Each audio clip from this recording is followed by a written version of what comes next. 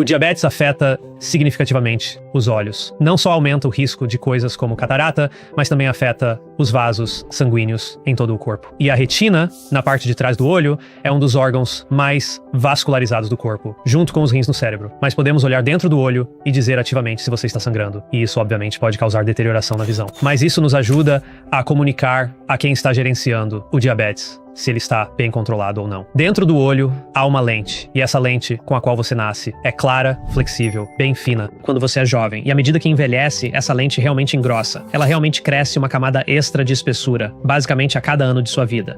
É como olhar para os anéis de uma árvore se você já viu imagens disso. À medida que você continua a envelhecer e começa a entrar nos seus 60, 70 anos e acima, a mesma lente começa a oxidar. Um exemplo clássico é quando um senhor idoso vem, e eu provavelmente posso adivinhar que ele tem catarata, porque não só pela idade, mas eu olho para suas meias, e ele está com uma meia preta e uma meia azul escura. Ele provavelmente não consegue distinguir a diferença porque há muito embaçamento na lente. Tenho alguns amigos que são pesquisadores de luz azul em universidades e a maioria deles não recomenda óculos de luz azul para a maioria das pessoas, nem mesmo para a própria família. Como oftalmologista, quais erros comuns seus pacientes cometem que afetam os olhos sem saber? Uma das maiores coisas que acho que as pessoas não percebem que não estão fazendo é que não estão limpando as pálpebras. Isso é algo que acho que muitos de nós meio que evitamos porque temos medo de entrar água ou sabão nos olhos. Não faz parte da nossa rotina diária pensar, eu deveria estar limpando minhas pálpebras. Mas sua pele produz muitos óleos e algumas pessoas desenvolvem diferentes tipos de óleos e eles até mudam ao longo da nossa vida. Você pode pensar em uma criança passando pelo ensino fundamental. Eles começam a desenvolver acne.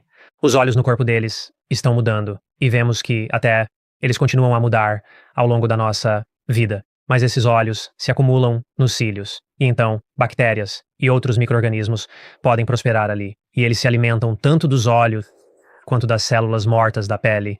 E liberam toxinas que causam danos e interrupção no filme lacrimal e podem irritar a superfície ocular. E você pode pensar, isso não parece tão ruim, mas em uma linha do tempo longa, o suficiente, essa inflamação se acumula e causa mais problemas e até doenças no futuro. Então, criar o hábito de apenas limpar as pálpebras todos os dias é uma ótima maneira de prevenir isso e evitar problemas futuros, como a doença do olho seco, bem como mais complicações se alguém precisar de cirurgia ocular ou algo assim. E quando você diz limpar as pálpebras, isso vai além do que você faz? Apenas lavar o rosto à noite? E é só nesse momento que você recomenda fazer isso? É algo para fazer várias vezes ao dia? Ou apenas uma vez por dia para manter isso limpo? A maioria das pessoas só precisa fazer uma vez por dia. Ainda não há uma recomendação sólida sobre deve ser todos os dias, deve ser 2 vezes ao dia. A recomendação geral é limpar as pálpebras. Sim, algumas pessoas poderiam provavelmente usar apenas um pano úmido e apenas limpar um pouco disso, ok? Mas muitas pessoas se beneficiam de detergentes especiais. Na verdade, existem shampoos específicos para pálpebras. Eles são como pequenos limpadores espumantes que você pode encontrar às vezes na farmácia. Clínicas oftalmológicas os vendem. Você pode encontrar 30 marcas diferentes online. Existem lenços específicos para pálpebras tão convenientes quanto lenços umedecidos comuns, mas são feitos com sabonetes especiais projetados para limpar cílios. Eles são amigáveis para as pálpebras e cílios, garantindo que não irritem os olhos de forma alguma. Esses são ótimos recursos. Certo. Então, número 1. Temos a limpeza das pálpebras. Quais outras práticas as pessoas fazem sem perceber que prejudicam seus olhos? Poderia nos dar mais exemplos? Um dos maiores problemas é o tempo de tela. É difícil evitar, pois nosso mundo gira em torno de telas. A primeira coisa que muitos fazem ao acordar é olhar o telefone, usado como despertador. E geralmente é a última coisa que olham também. Você acorda, olha o telefone e talvez tenha algo tocando enquanto se prepara para o trabalho. Agora, veículos têm telas no console. No trabalho, estamos em frente a telas o dia todo. Isso está sempre ao nosso redor. E olhar para telas causa problemas, como fadiga ocular e tensão. Não piscamos tanto ao olhar para telas. Estudos mostram que a taxa de piscar cai para 25% do normal em uma conversa. A amplitude de piscar, o quanto as pálpebras fecham, também reduz. Ao olhar para a tela, as pálpebras cobrem apenas a pupila, e o cérebro acha que piscamos completamente, mas não é o caso. O terço inferior do olho fica exposto, aumentando o risco de secura. Isso faz com que o filme lacrimal evapore, o que contribui para a inflamação na superfície do olho. Isso interrompe o filme lacrimal, causando visão embaçada e fadiga ocular. Além disso, contribui para a síndrome da visão de computador, tensão no pescoço e dores de cabeça.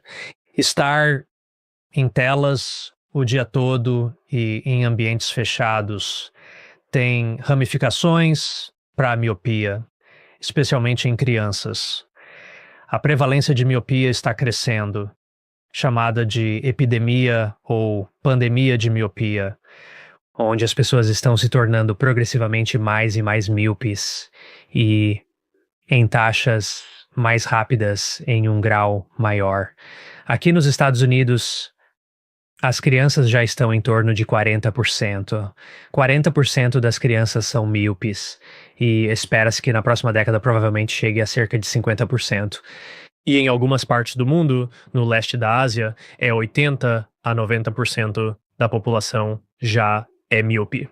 Então sabemos que há muitos fatores que contribuem para a miopia, mas sabemos que pessoas que passam mais tempo em ambientes fechados e pessoas que passam mais tempo fazendo o trabalho de perto, incluindo passar tempo no computador ou passar tempo no telefone e até mesmo ler um livro muito perto do rosto, isso foi mostrado em pesquisas para estar conectado ao desenvolvimento da miopia. É para onde eu queria ir a seguir. Quanto do problema, a miopia vem da própria tela e do cintilamento que está nessas telas, muitas vezes o brilho, a luz azul, em comparação com apenas olhar para algo de perto. Você tem alguma ideia de quanto vem de cada uma dessas partes? Então sabemos que a genética tem um papel na suscetibilidade à miopia. Então, se os pais de uma criança são ambos míopes, a criança tem um risco muito maior. Se um dos pais é altamente míope, então o risco aumenta. Mas a pesquisa tem ido e vindo, mas algo em torno de 30% a talvez 40% do risco de desenvolver miopia é apenas genético. Então isso significa que o resto é todo estilo de vida. E então houve estudos analisando. São livros, são computadores, há algo na tela que piora. E esses estudos descobriram que não é necessariamente apenas as telas, que livros e telas têm aproximadamente o mesmo fator de risco. Então, mais fazer trabalho de perto. Há algum tipo de mensagem que ocorre quando você está focado em um objeto próximo, que essa mensagem de como a luz é focada na parte de trás do olho está de alguma forma comunicando ao cérebro, ou pelo menos dentro do olho, que incentiva o globo ocular a crescer mais. E há algumas teorias diferentes. Não entendemos completamente o mecanismo exato, e pode ter vários mecanismos diferentes envolvidos, mas há moléculas sinalizadoras, como dopamina e óxido nítrico, que estão envolvidos nisso. Não há certeza sobre a maior influência. Crianças devem passar pelo menos 2 horas ao ar livre diariamente para equilibrar o risco de miopia. Isso ajuda a manter a saúde ocular. Se pudermos encontrar maneiras de desacelerar a miopia, então seus fatores de risco para outras doenças oculares relacionadas à idade também diminuem, porque à medida que o globo ocular se estica, seu risco para certas doenças como glaucoma, degeneração macular, ou devo dizer maculopatia míope, moscas volantes e descolamentos de retina, todos esses riscos de doenças aumentam cada vez mais. Uma vez que o olho se estica, notamos mudanças na visão. Alguma dessas mudanças é reversível? Geralmente não há como reverter a miopia. Há alguns fenômenos que ocorrem com o envelhecimento que podem influenciar isso, principalmente mudanças cristalinas que ocorrem na lente dentro do olho. E isso pode flutuar com algumas doenças oculares, como o diabetes pode causar uma flutuação no inchaço dessa lente. E isso também pode mudar sua prescrição de óculos. O comprimento axial do olho aumenta na miopia, afetando a saúde ocular. Medir o comprimento axial influencia fatores de doença. Não há forma de reverter e diminuir o globo ocular. Certo. Porque no meu mundo, de vez em quando, eu encontro postagens que dizem diferentes exercícios, e fazendo esses ao longo do tempo, você pode corrigir sua visão. Pelo que você sabe, não há verdade nisso. Não, há na verdade muitos estudos que analisaram isso, de múltiplos tipos diferentes de exercícios oculares. Há boas evidências de que algumas condições oculares, principalmente problemas de visão binocular, podem ser corrigidas com formas do que é chamado de terapia visual ou terapia visual ortóptica.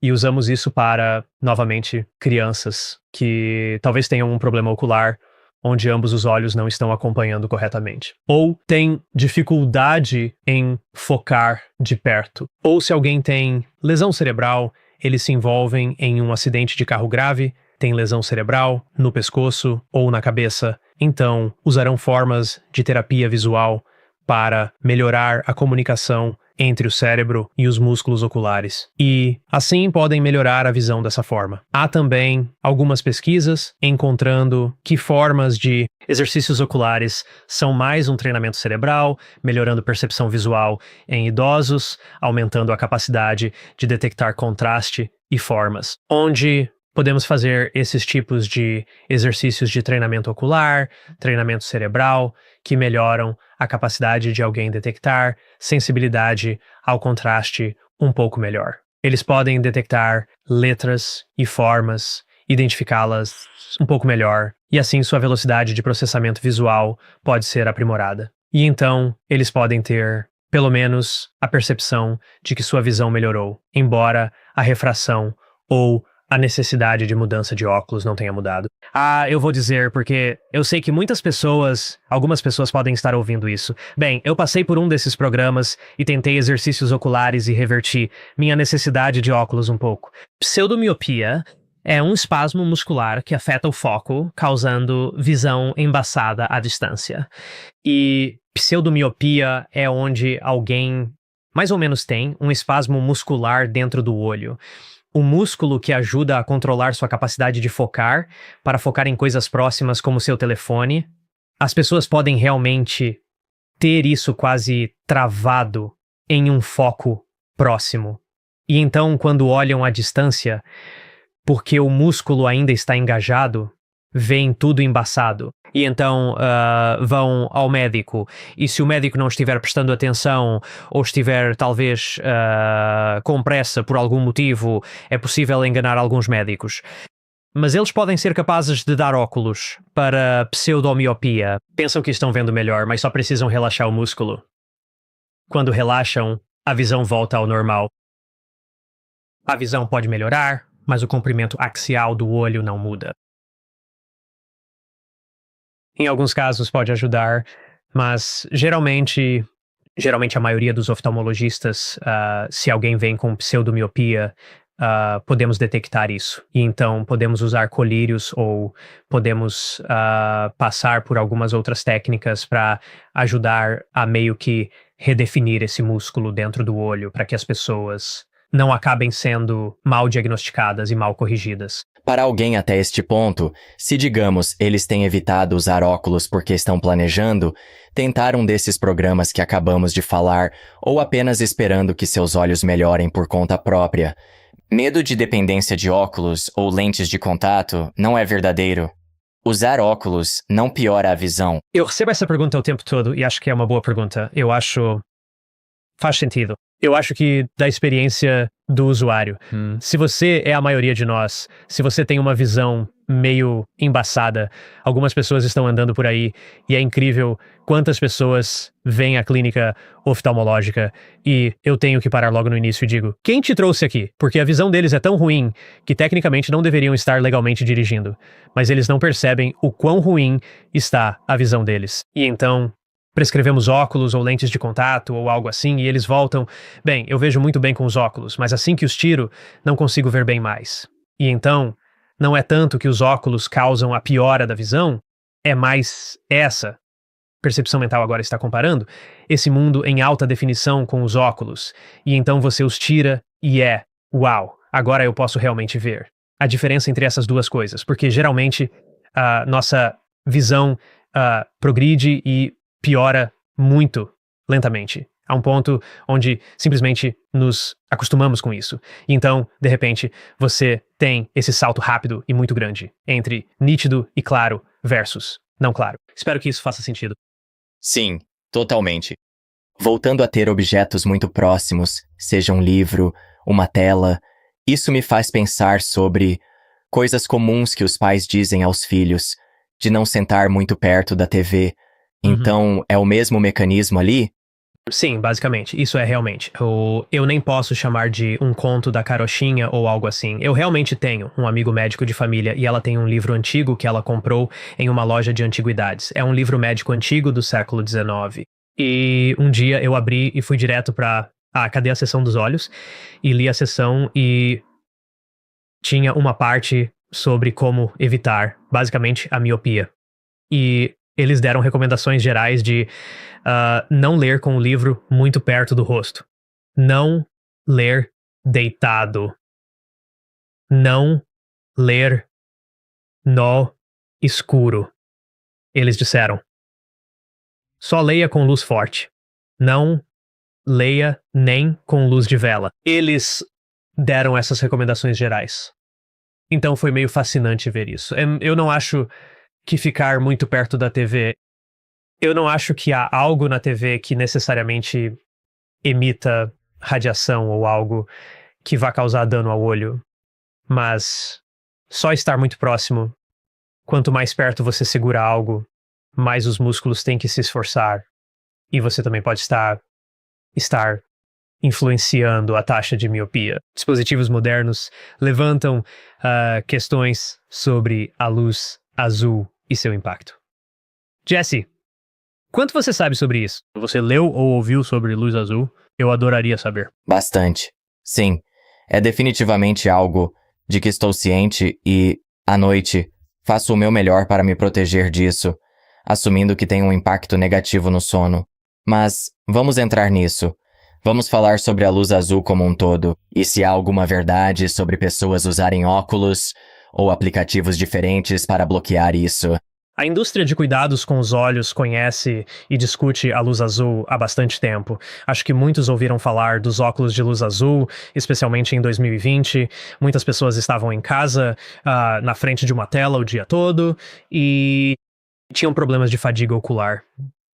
Então pesquisam ou recebem anúncios de óculos bloqueadores de luz azul online. A indústria conhece a luz azul e as preocupações desde os anos 80 e 90. Existem 3 tipos de argumentos e componentes da luz azul discutidos. Um é: a luz azul pode danificar nossos olhos ou aumentar o risco de doenças oculares relacionadas ao envelhecimento? Porque a luz UV, a luz solar, pode prejudicar nossa pele, incentivando o câncer de pele. E sabemos que a luz UV pode prejudicar a superfície do olho. Mas a maior parte da luz UV não penetra através da córnea, exceto em idades muito jovens. E então a lente dentro do olho absorve muita da outra luz UV que passa. Então, se a luz UV não atinge a retina, por que vemos risco de doenças oculares relacionadas ao envelhecimento, como catarata e degeneração macular, em pessoas que passam muito tempo ao ar livre? Bem, a ideia é que essa energia maior, ou luz visível de alta energia HEV, que é luz roxa e azul, passa pelo olho, porque vemos azul e roxa. E isso significa que esses comprimentos de onda atingem o tecido retiniano. E isso tem sido investigado há algum tempo, se essa luz de comprimento de onda visível, de alta energia, causa mais estresse oxidativo, causa mais inflamação na retina ao longo do tempo, e isso aumenta o risco de doenças oculares relacionadas ao envelhecimento. E os estudos estão um pouco por toda parte. Existem alguns estudos epidemiológicos que disseram sim, há um risco maior, há outros que dizem não. Então eu gostaria de ter uma resposta clara. Mas sabemos que acredita-se que a luz azul intensa, como a solar, pode aumentar o risco de doenças oculares relacionadas ao envelhecimento, como catarata e degeneração macular. No entanto, a questão é, a luz azul que você recebe de uma tela ou de uma luz LED, se você tem uma nova luz LED de alta energia em sua casa, porque você escreve que elas consomem menos energia do sistema elétrico. Então, as pessoas mudaram para luzes LED, mas as luzes LED emitem mais luz azul do que as incandescentes amarelas. Bem, eles descobrem que essas luzes internas, assim como as telas de computador, a quantidade de energia que emitem de luz azul, embora ainda seja o comprimento de onda da luz azul, não é muito poderosa. E assim, não estamos vendo os mesmos fatores de risco para danos aos olhos de luzes domésticas e dispositivos digitais. Então, há os outros dois componentes da luz azul, que são a fadiga ocular e os ciclos de sono, como você mencionou. O que você faz, Jesse, para estar ciente à noite da exposição à luz azul ou do seu sono? O que você está fazendo? Eu fiz coisas diferentes ao longo dos anos, mas agora eu tenho um certo aplicativo no meu computador que eu uso. Eu usei óculos bloqueadores de luz azul de vez em quando ao longo dos anos. Atualmente não estou usando. Tenho um aplicativo no telefone. Uso lâmpadas incandescentes à noite em vez de LED. Eu tenho uma luz vermelha ao lado da cama que uso quando estou lendo. Então faço muitas coisas diferentes, e é importante para mim descobrir o que a ciência mostra que estou fazendo um bom esforço. Quando se trata de sono, você mencionou as 3 partes diferentes, e vamos entrar em cada uma delas. Mas já que estamos no reino do sono agora, há algo sobre a luz azul à noite impactando negativamente o sono? Então, há muitos estudos sobre luz azul e seu efeito no sono. A luz azul pode impactar o sono por causa de um receptor na retina descoberto há cerca de 10 anos. É chamado de IPRGC, célula ganglionar retiniana intrinsecamente fotossensível. Essa célula na retina não envia informações visuais ao cérebro. Se você só tivesse essas células, não teria visão. Elas captam energia luminosa e enviam sinais para partes do cérebro. Isso ajuda a regular a produção de melatonina e afeta o ciclo de sono. Pesquisas também indicam que pode influenciar nosso metabolismo. Não é totalmente compreendido, mas tem papéis interessantes em nossa fisiologia. Então, o que é único sobre essa célula na retina é que ela tem sensibilidade a todos os comprimentos de onda de luz, mas é hipersensível à luz azul. Especificamente, um comprimento de onda de cerca de 460 A, e eu li pesquisas que dão uma variação, mas é entre 460 e 480 nanômetros de luz, que é um nível mais alto de luz azul, quase se aproximando do verde ou verde amarelado. O problema com os óculos de luz azul é que não há regulamentação e realmente não há corte. Como consumidor, como saber que a quantidade de luz azul ou o comprimento de onda da luz azul nesses óculos está sendo bloqueado?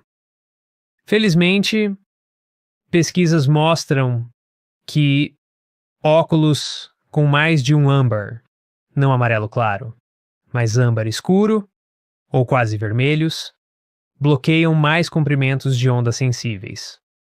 eles mostraram que pessoas usando esses óculos 1 ou 2 horas antes de dormir têm maior produção de melatonina comparado a quem não usa.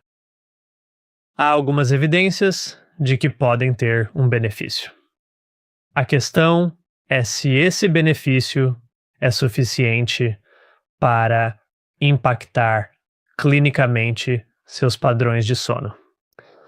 Não vi pesquisas detalhadas nesse nível, porque muitos fatores diferentes influenciam o sono. Você consumiu cafeína recentemente?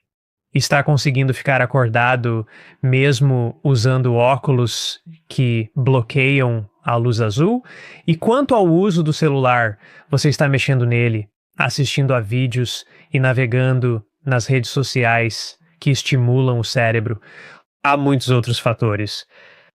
Tenho amigos pesquisadores de luz azul em universidades e a maioria não recomenda óculos de luz azul para a maioria, nem para suas famílias.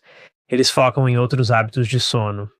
Desligar dispositivos antes de dormir, mudar as luzes para amarelo. Existem aplicativos de luz azul na maioria dos telefones, tablets e até telas de computadores, que ativam o modo noturno, mudando para laranja escuro.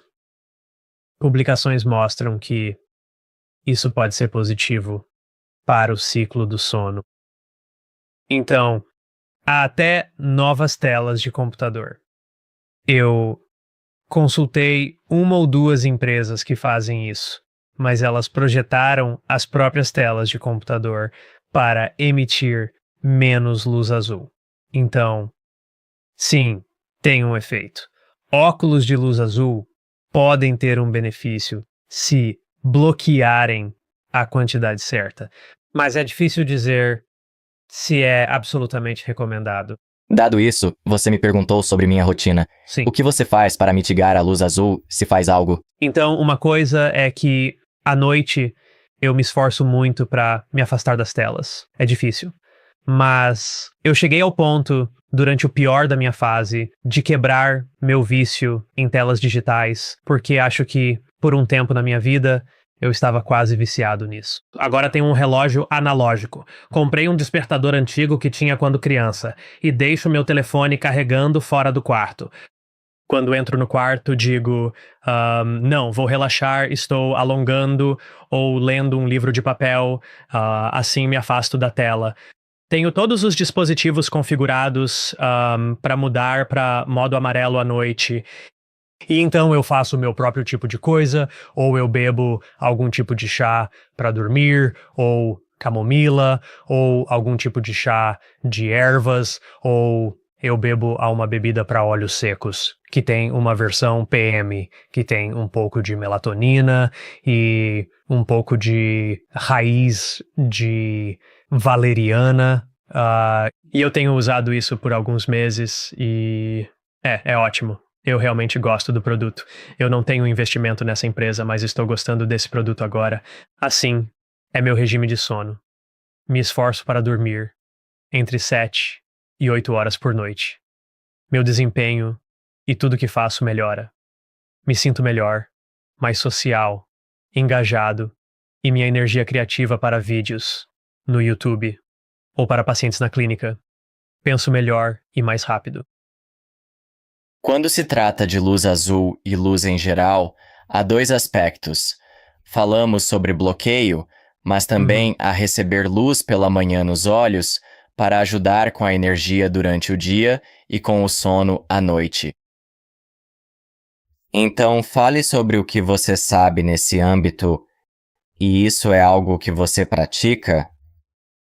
Sabemos como a luz pode influenciar nosso cérebro e humor. Há luzes para transtorno afetivo sazonal. Curiosamente, é um comprimento de onda de luz semelhante que ativa esses receptores. Então, eu tento, quando acordo de manhã, abrir as persianas da casa. A primeira coisa que faço é querer luz natural entrando, o que pode ser um desafio quando eu passei a maior parte da minha vida morando em Minnesota, que é um pouco ao norte dos Estados Unidos. Então, escuro de manhã quando você acorda e escuro por volta das 17 horas no inverno. Mas eu tento deixar a luz do sol entrar nos meus olhos. Há apenas a ressalva para as pessoas que vão sair e pegar luz solar natural nos olhos. Apenas esteja ciente do índice de luz UV, de qualquer que seja o índice UV lá fora. E geralmente isso é entre 10 horas e 16 horas. Tem como o maior risco porque a luz UV pode danificar a pele. Também pode danificar a superfície do olho. E então, se você estiver fora nesses horários de pico, definitivamente considere óculos de sol, chapéu de aba larga, algo assim. Caso contrário, não vi evidências clínicas concretas ou meta-análises tentando olhar para esse tipo específico de tendência ou estilo de vida. Mas eu acho que faz bom senso sobre saber como essa luz nos influencia. E anedoticamente me sinto muito melhor e mais acordado quando estou me movimentando de manhã e saindo. Isso me desperta mais rápido do que apenas acordar e tomar café. Quais são os seus pensamentos? Já conversou com patologistas do sono ou leu pesquisas sobre esse estilo de vida? Pelo que aprendi com especialistas, tento sair assim que posso de manhã, ter alguma exposição de luz natural nos olhos. Não estou falando de olhar para o sol. É importante essa distinção. Apenas sair e pegar luz natural nos olhos.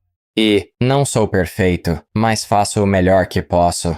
Sim, eu amo que você apontou a segurança de não olhar diretamente para o sol, porque isso é outro problema. Tenho pacientes que fizeram isso.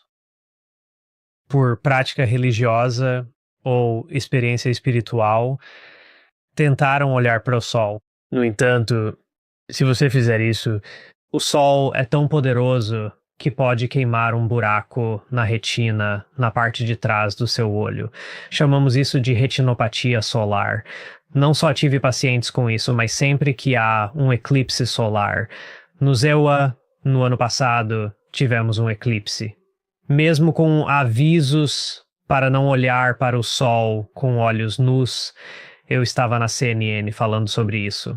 Mas sabíamos que na semana seguinte, nos dias após o eclipse, a busca número 1 no Google era "Por que meus olhos doem?". É importante não olhar diretamente para o sol. Sobre o eclipse e não olhar para ele, as pessoas que sofreram danos, isso é reversível? Em muitos casos não é. Se foi um momento breve, então pode ser. Pode voltar um pouco. Os poucos pacientes que tiveram esse episódio ruim, onde olharam para o sol e houve danos, podemos fazer uma imagem na clínica oftalmológica. Temos OCT, ou tomógrafo de coerência óptica. É como um ultrassom do olho em alta definição. Podemos ver as camadas da retina e ver que certas camadas estão faltando ou desapareceram. Em um caso, eduquei minha paciente que isso pode ser permanente, mas queria que ela começasse a comer de forma saudável. Muitos vegetais de folhas verdes, peixe oleoso, 2 vezes por semana. E comecei a dar suplementos de carotenoides. 6 a 9 meses depois, notamos melhora na retina dela. E a acuidade visual melhorou. Pode ter sido apenas um relato de caso anedótico, mas isso nos deixou, a mim e a paciente, muito felizes que ela teve sinais de melhora. Isso é ótimo. E enquanto falamos sobre danos oculares, penso em dispositivos de luz vermelha. Tenho 2 marcas diferentes em casa. Uma recomenda olhar para o dispositivo. A outra fornece óculos para cobrir os olhos, garantindo que você não os exponha. Fale sobre isso. Como podemos ter extremos do espectro? Luz vermelha e olhos realmente é algo fascinante. Alguns dispositivos até recomendam o uso de óculos. Isso está relacionado ao comprimento de onda específico e à densidade de potência. E também a distância do rosto, a distância do globo ocular e o tempo de exposição. Há múltiplos fatores, e essa área de pesquisa em torno dos olhos, conheço a pele, está por aí há muito tempo. Mas em torno dos olhos, ainda não entendemos completamente. E os olhos, especialmente a retina, são sensíveis e delicados. Muita potência, muita densidade pode causar danos fototóxicos ou fotoquímicos à retina, ou calor, elevando a temperatura no olho. Isso pode causar danos permanentes à retina também.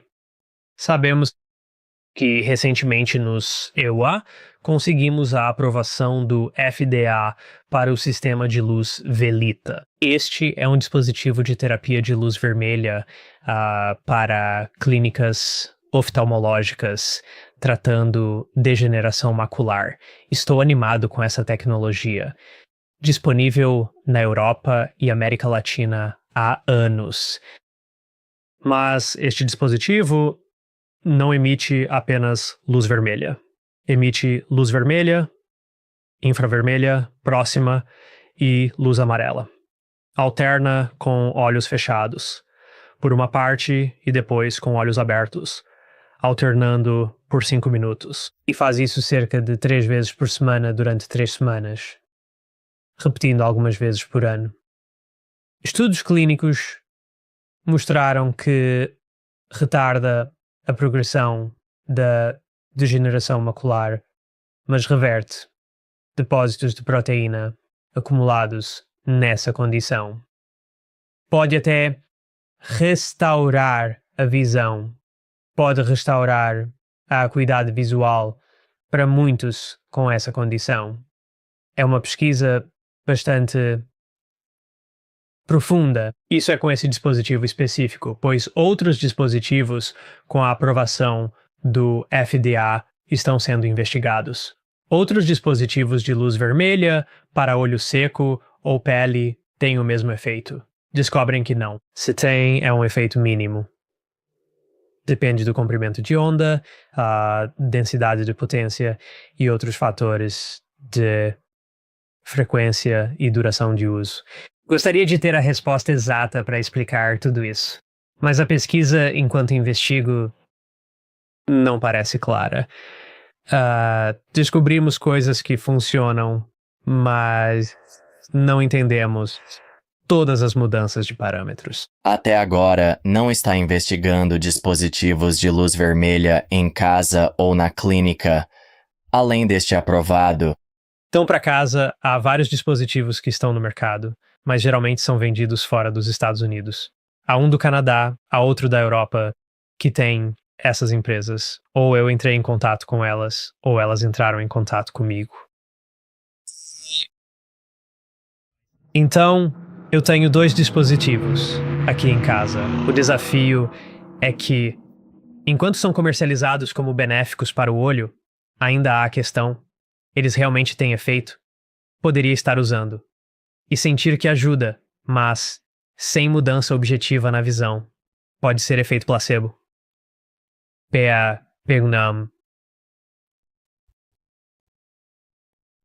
Densidade de potência é suficiente? É o que o fabricante diz.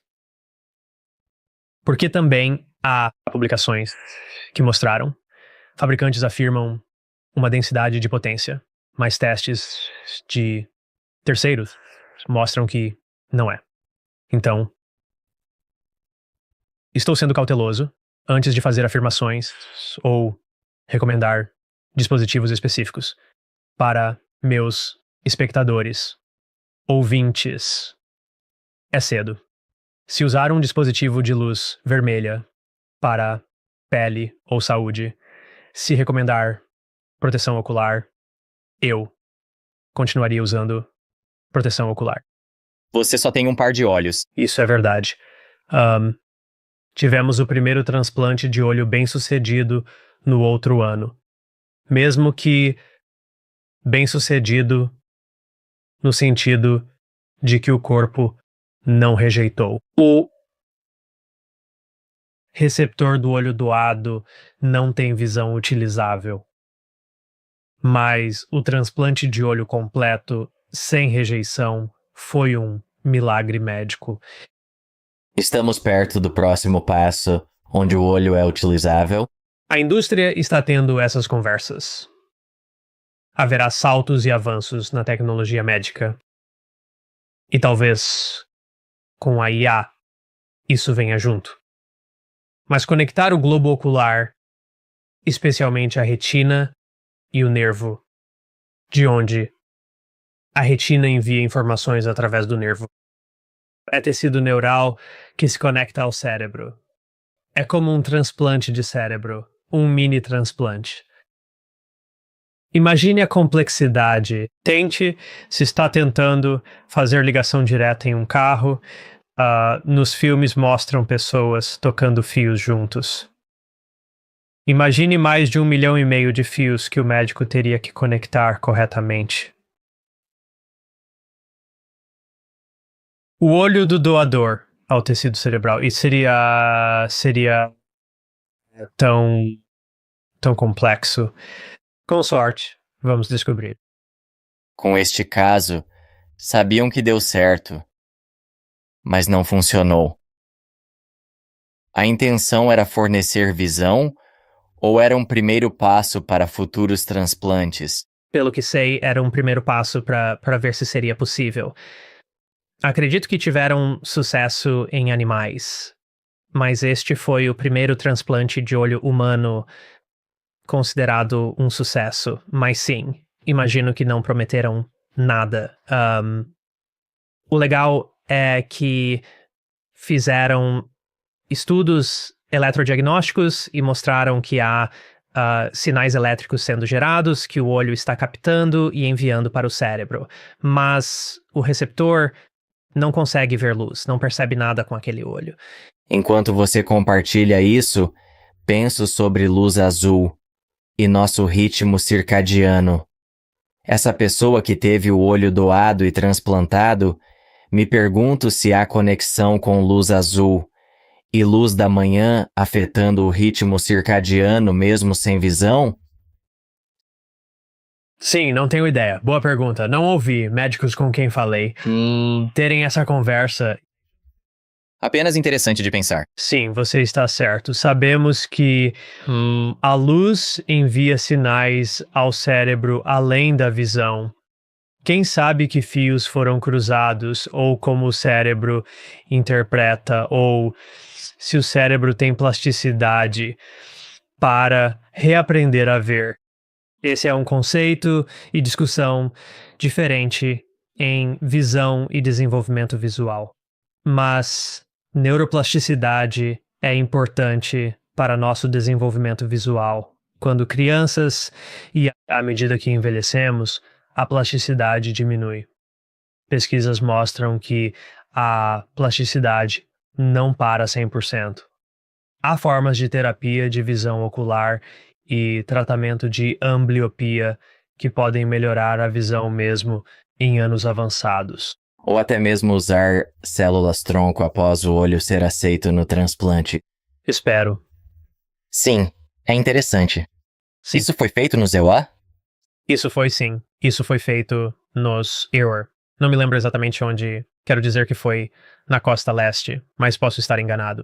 Certo. Quando falamos sobre luz vermelha, você mencionou o dispositivo aprovado pelo FDA, mencionou degeneração macular. Fale sobre o que é isso e como se forma. Sim. Então, degeneração macular é uma das principais causas de perda de visão permanente e cegueira para pessoas acima de 50 anos. O desafio é que afeta a visão central. Ler se torna quase impossível.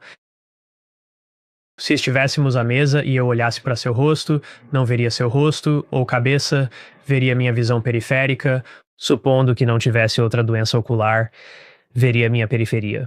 Mas a acuidade, a capacidade de ler com visão periférica é baixa. E a degeneração macular pode ser devastadora. Você pode imaginar que tive pacientes que são, vamos esperar até a nossa aposentadoria para viajar pelo mundo. Mas então eles vêm e eu tenho que dar a eles esse diagnóstico devastador de que eles têm essa doença ocular historicamente irreversível e cegante.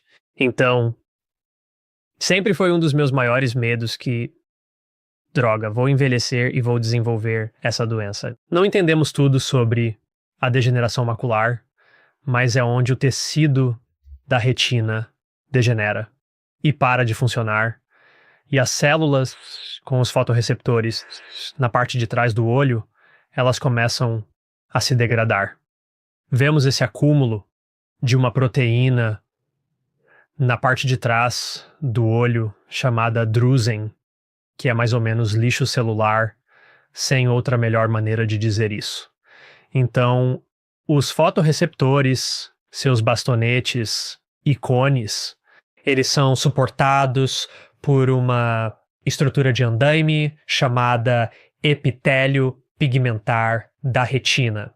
E este EPR, ou epitélio pigmentar da retina, eles fornecem todos os nutrientes para os fotorreceptores e ajuda a combater o estresse oxidativo e a inflamação.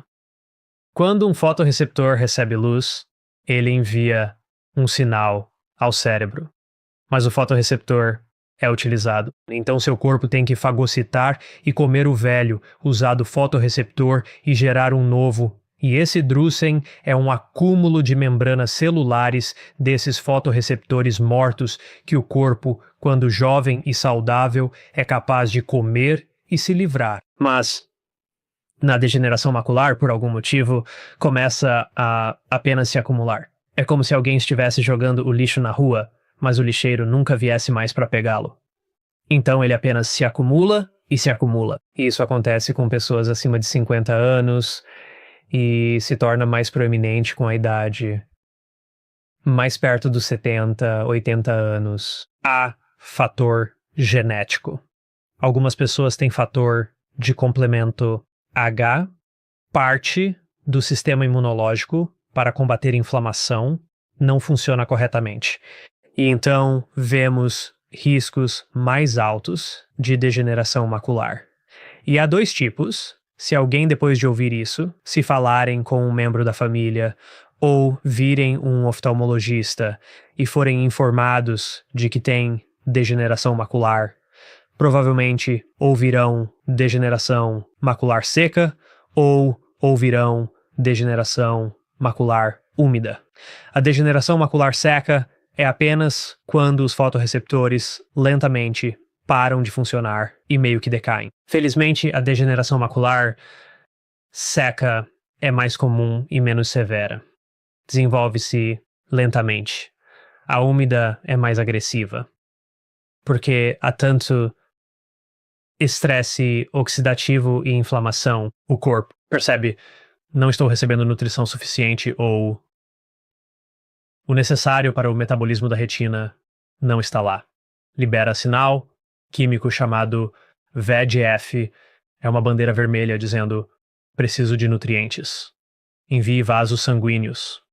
O corpo cresce, novos vasos no olho, mas destrói a retina.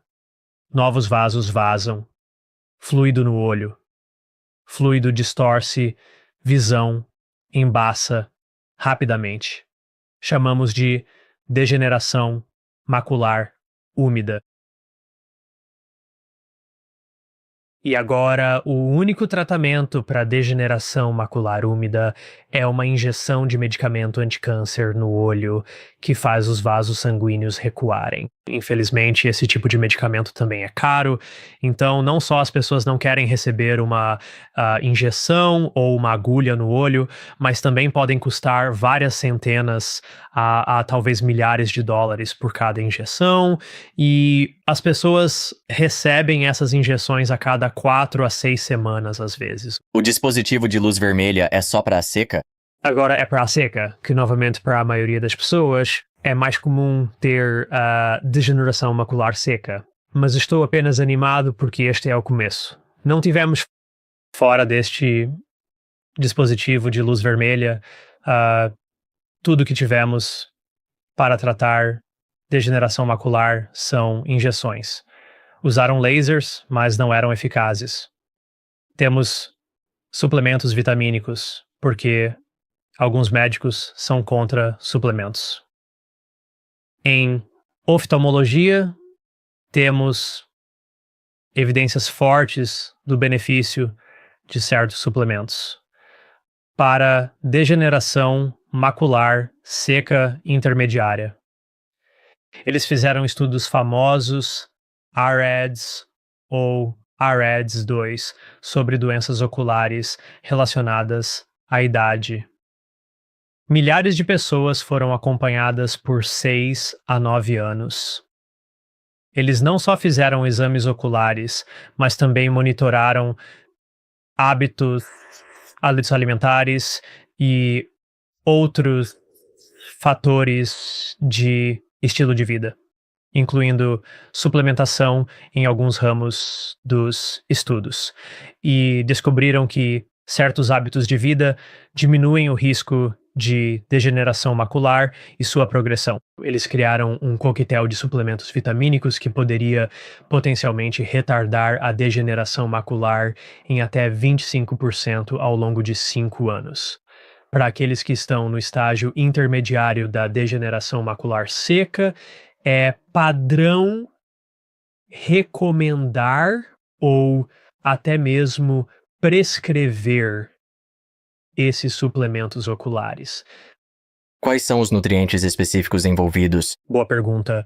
Isso mudou e evoluiu com o tempo porque eles fizeram esses estudos várias vezes, tentando testar se podiam ajustar o nível de zinco. Por exemplo, a formulação original tinha vitamina C e vitamina A como beta-caroteno. Eles também tinham algum nível de cobre e zinco lá. E o cobre foi realmente colocado...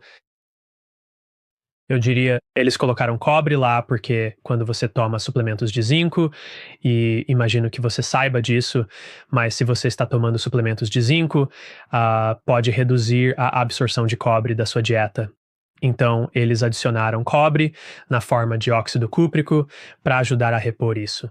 À medida que evoluiu, à medida que os suplementos evoluíram, e agora o atual, eles tiveram que remover o beta-caroteno porque descobriram mais tarde que pessoas que suplementavam com beta-caroteno, se já tinham fumado, tinham quase um risco 2 vezes maior de câncer de pulmão. Então, eles se livraram do beta-caroteno e colocaram luteína e zeaxantina. E esses, podemos falar mais extensivamente sobre eles, porque eles têm não apenas benefícios antioxidantes para o olho, mas também um benefício anti-inflamatório que pode também melhorar a visão de algumas maneiras, assim como ajudar a melhorar a memória visual e os benefícios cognitivos tanto para adultos quanto para crianças. Basicamente é isso que está nesses suplementos. Eles também estudaram ômega 3.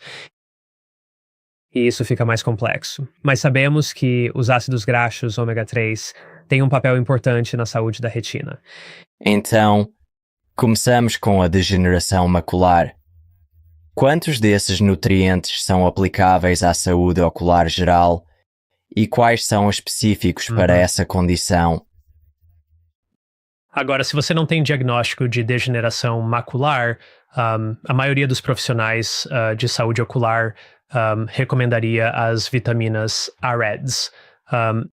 Não há evidências fortes de que ajudem a prevenir a degeneração macular. Ainda é debatido entre os profissionais se recomendam ou não. Em geral, no entanto, coisas que são boas para os olhos, sabemos que a vitamina A é essencial para a função da retina. A maioria das pessoas em países desenvolvidos não é deficiente em vitamina A, mas seu corpo pode obtê-la tanto de beta-caroteno ao comer fontes vegetais. Você também pode obtê-la ao comer algumas fontes de origem animal. Certamente o fígado é provavelmente o mais famoso. Você tem que ter um pouco de cautela, no entanto, porque é possível obter muita vitamina A e ter hipervitaminose, o que muita vitamina A também pode causar problemas nos olhos. Mas nosso corpo é muito bom em regular a vitamina A. A vitamina C também é muito importante para o olho. Na verdade, um dos lugares mais concentrados de vitamina C em todo o seu corpo é dentro do seu olho. É cerca de 15 vezes mais concentrado no olho do que apenas no seu sangue, soro, plasma. E está lá porque a lente dentro do olho é avascular. Não há vasos sanguíneos chegando à lente. E assim, o humor aquoso, um dos líquidos dentro do olho, precisa de vitamina C como um forte antioxidante para prevenir a formação de catarata. Dito isso, eles também fizeram estudos sobre a vitamina C. E descobriram que se alguém está desnutrido, então suplementar com vitamina C pode ajudar a retardar o desenvolvimento de cataratas. Mas se alguém não é deficiente em vitamina C, adicionar mais não tem um benefício clinicamente significativo para prevenir cataratas. Mas ainda assim, vitamina C, beta-caroteno ou vitamina A são muito bons para os olhos. O zinco é geralmente bom para os olhos. Alguns estudos sugerem que pode piorar a degeneração macular em algumas pessoas. Largamente não aceito como um todo na indústria, porque a empresa que fez essas publicações também tinha interesse investido no teste genético para determinar se você é suscetível ao zinco ou não. Mais pesquisas ainda são necessárias para se chegar a conclusões definitivas.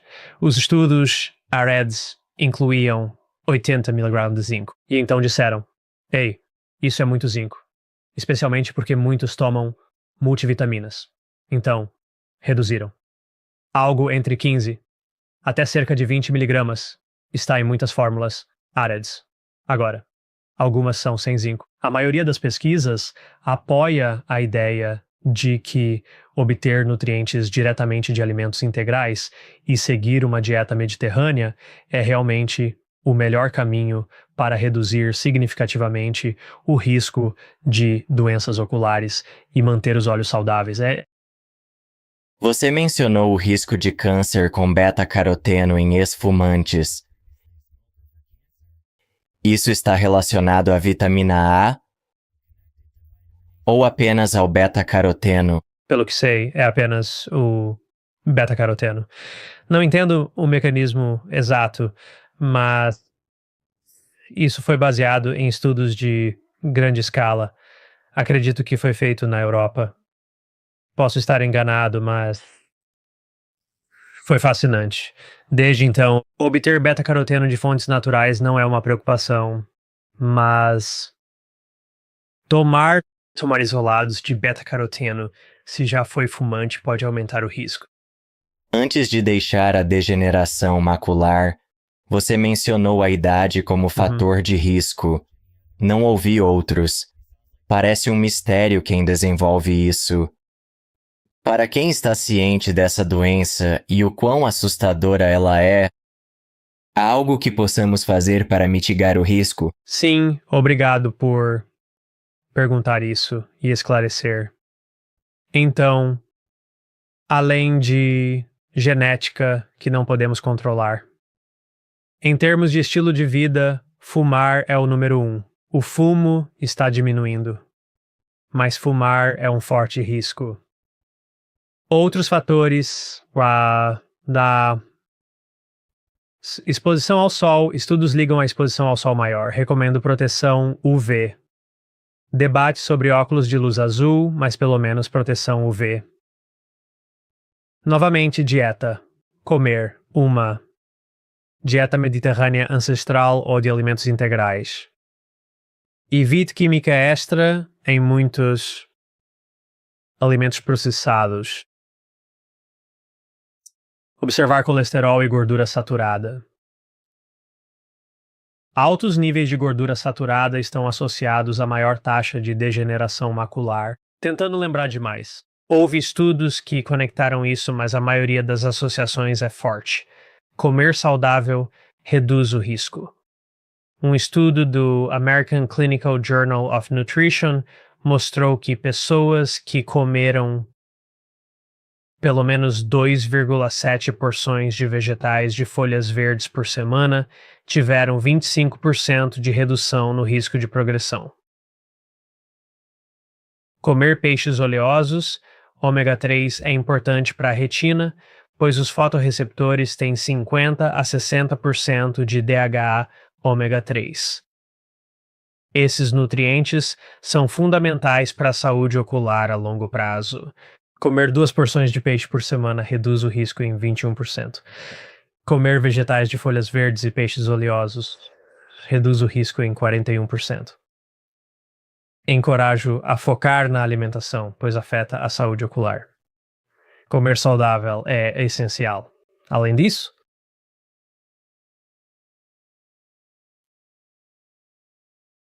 manter uma dieta rica em antioxidantes e ácidos graxos pode ajudar a proteger contra doenças oculares. E se tem dificuldade em comer vegetais de folhas verdes por condições médicas, problemas digestivos, ou escolhem não comer vegetais de folhas verdes, há benefícios em suplementação de luteína e zeaxantina por conta própria.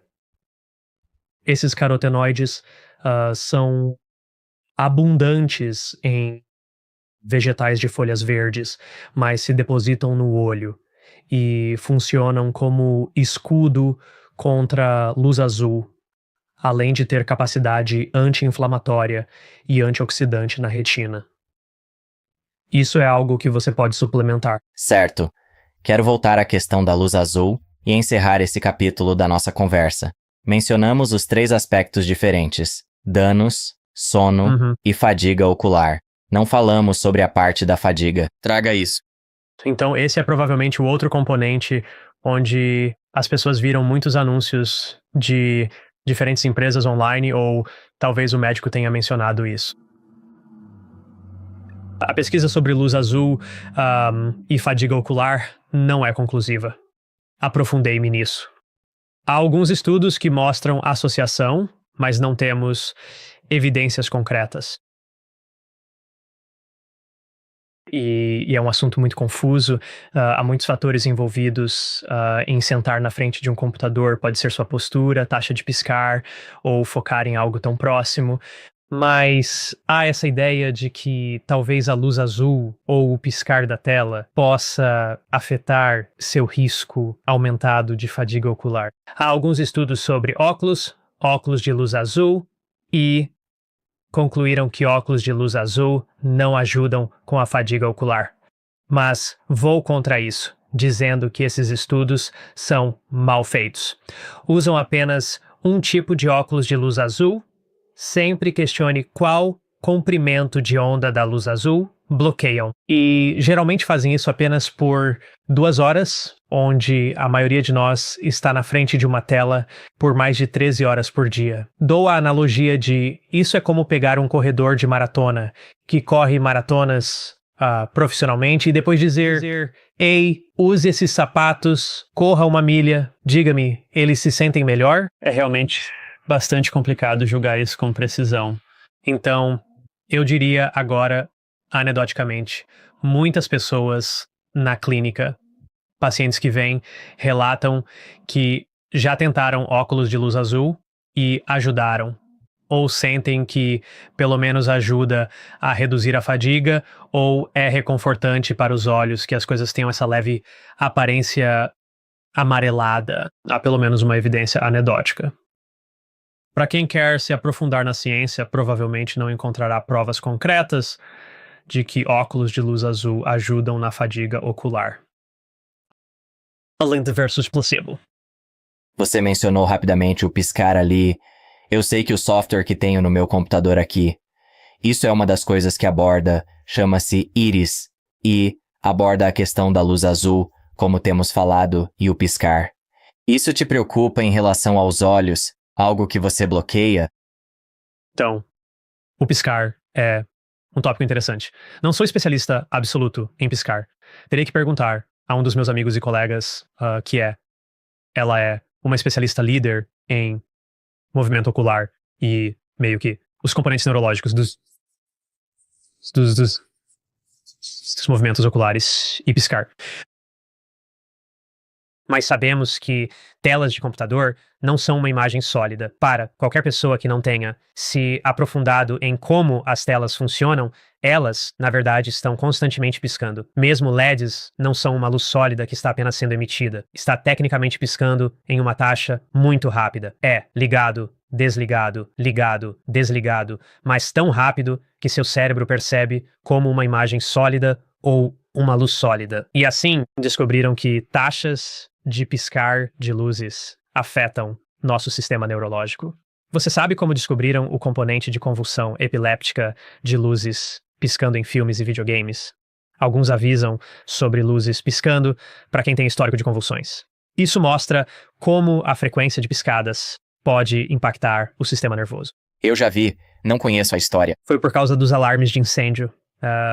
Quando inventaram alarmes de incêndio em edifícios, tinham um flash. Você já viu o flash? É super lento agora. Os modernos são muito flash e esperam um pouco. E então, você vê um flash novamente.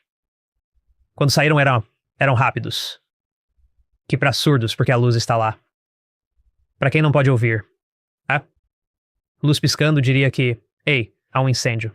Mas para alguns, isso desencadearia suas convulsões epilépticas. Algumas pessoas são mais suscetíveis, seja por histórico de convulsões ou lesões na cabeça.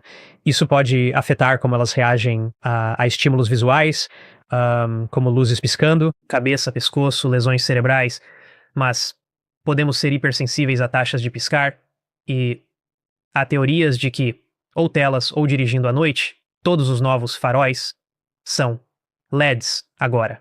Parecem luz constante, mas piscam rápido.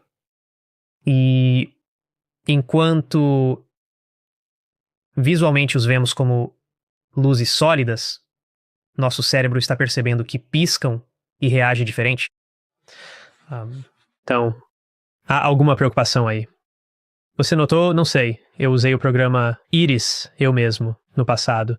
Não lembro se você pode ajustar a taxa de piscar com esse programa. A única coisa que sei sobre isso é que você tem que ter seu brilho na tela ajustado para o máximo, e então ajustar o brilho no próprio aplicativo para o anti-piscar funcionar. E não sei nada além disso. Eu uso, mas não notei uma diferença específica. Ok, acho que algumas pessoas são mais sensíveis à cintilação. Sei que algumas são. Não me aprofundei nessa pesquisa, mas tive pacientes que relatam hipersensibilidade a algumas telas de computador. Algumas telas em comparação com outras. Pode ser diferença de software ou hardware. Acho que é algo que não entendemos completamente. Pelo menos eu não entendo totalmente, mas é uma boa pergunta. Gostaria de ouvir feedback ou comentários. Se alguém mais ouvir ou assistir, sou sensível à cintilação, avise-nos e seria bom investigar isso. E você mencionou ciência ruim quando se tratava de... Acho que pode ter sido os óculos de luz azul. Temos que lembrar que a ciência faz parte disso, mas não é perfeita. Não temos necessariamente estudos, e muitas vezes não temos sobre todas essas partes. Há muitas variáveis, mesmo com ciência, a ciência de má qualidade, a ciência patrocinada. Não evita a ciência, é ótima, mas é apenas parte do todo. 100%. Muito bem dito. Quero voltar ao que falamos no início, sobre a distância de um livro, uma tela, coisas em que focamos. No mundo moderno, isso é comum, seja no computador, e então talvez lendo um livro à noite após um dia no computador. Sabemos que isso não é bom para os olhos. Então, o que podemos fazer para evitar isso? Se eu sei que vou trabalhar no computador por 8 horas, sei que não é ótimo para meus olhos. Com base na ciência e sua experiência, o que você faria? Exercícios específicos? diferentes coisas ao longo do dia para mitigar isso? Acho que muitos espectadores, ouvintes, me perguntam, Jesse, você conhece a regra 20-20-20? Eu ouvi você falar sobre isso. Sim, então, historicamente isso existe há mais de uma década. E os médicos falam da regra 20-20-20. Significa que a cada 20 minutos faça uma pausa, olhando 20 pés de distância por 20 segundos. Agora, e o médico que criou isso inventou completamente, não foi baseado em ciência publicada. Fizeram um estudo há 1 ou 2 anos e refutaram isso. Descobriram que 20 segundos, uma pausa de 20 segundos não é suficiente. Isso foi o que descobriram. Estudos que li concordam que é importante fazer uma pausa, especialmente se você está sentado em uma mesa no computador. Um estilo de vida sedentário, fazer uma pausa a cada 20 a 25 minutos é ideal. Eu tento fazer isso, né? Tenho um cronômetro dodecágono na minha mesa que giro a cada 20 minutos, ou um programa que baixei recentemente que tem um cronômetro para configurar e me lembrar. Então, a cada 20 minutos, levante-se, saia da mesa, faça alongamentos, cuide da postura, faça uma pausa de pelo menos 90 segundos, algo entre 90 segundos e 2 minutos, night. Faça algo diferente, mova-se, olhe pela janela. Não é fazer uma pausa de 2 minutos para olhar o telefone, não, é afastar-se da tela, fazer outra coisa, beber água, ir ao banheiro, mudar seu padrão cerebral por momento. E isso ajuda com foco, relaxando os músculos oculares e também melhora a produtividade. Eles encontram melhorias na produtividade com esse tipo de interrupção. Acho que todos podemos tentar ser mais conscientes disso. Você faz uma ótima analogia de alguém no computador o dia todo, como alguém na academia, segurando um peso, meio curvado, por horas. Isso é o que fazemos com nossos músculos oculares, esperando que não se cansem e causem problemas. O que se relaciona com o que você falou. Sim. E você pensa nisso como um peso leve.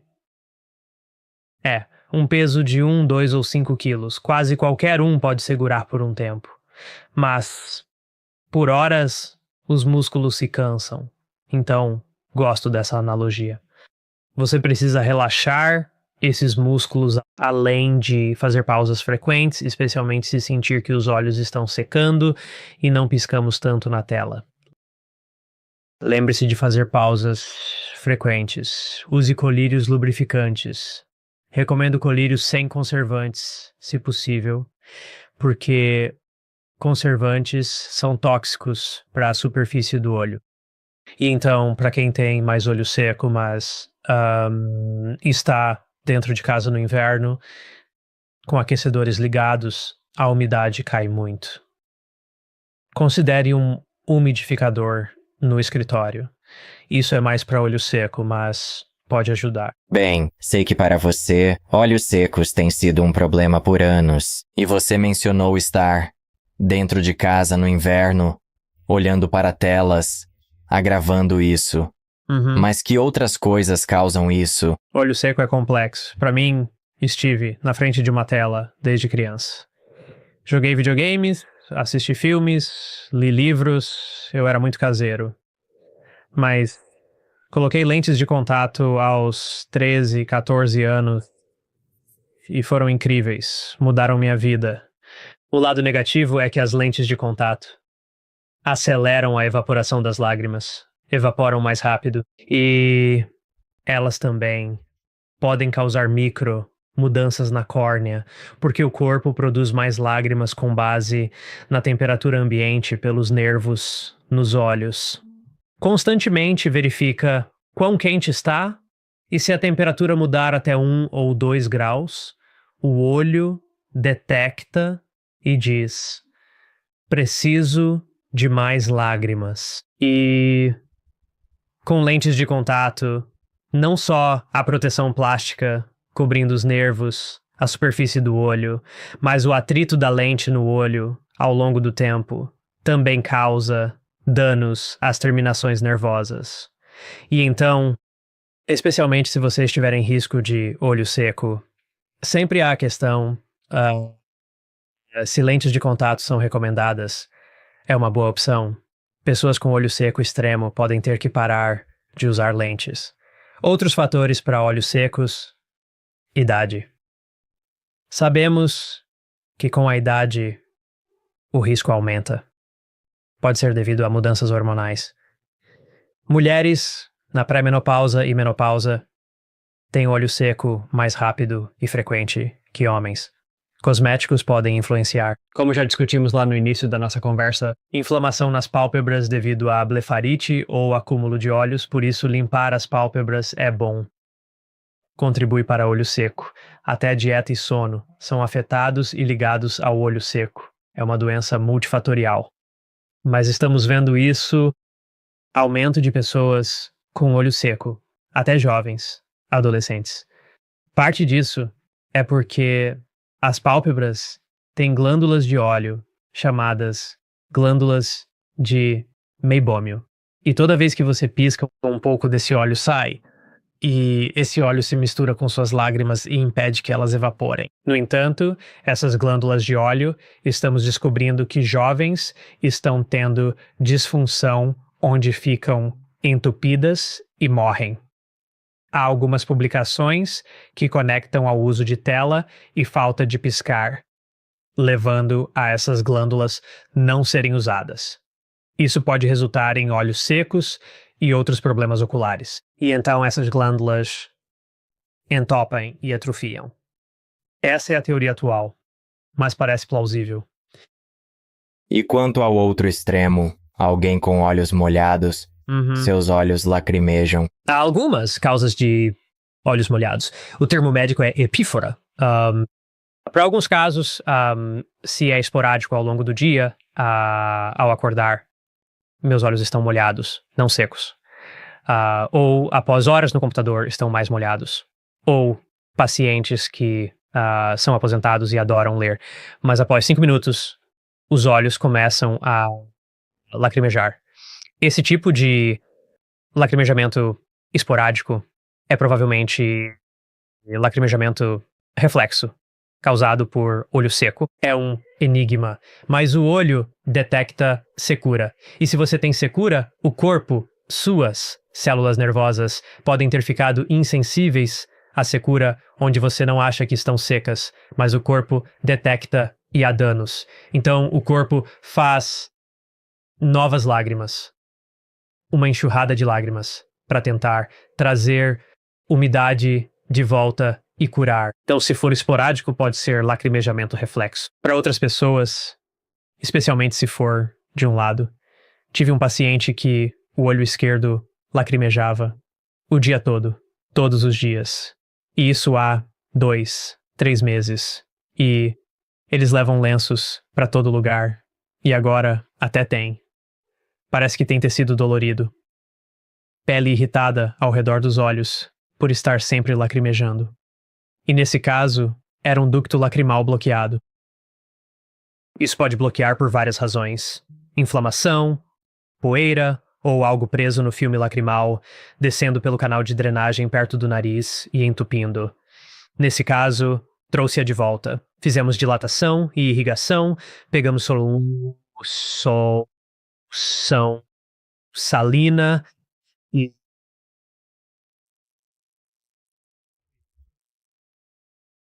temos uma ferramenta que colocamos no canal e enxaguamos, e diria que 80% das vezes experimenta que apenas enxaguamos o bloqueio e então está limpo.